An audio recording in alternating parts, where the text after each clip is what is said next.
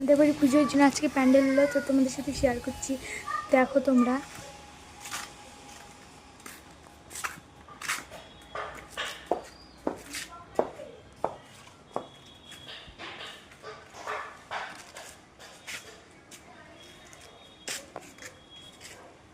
দেখো কেমন হয়েছে, তোমরা কিন্তু বলবে।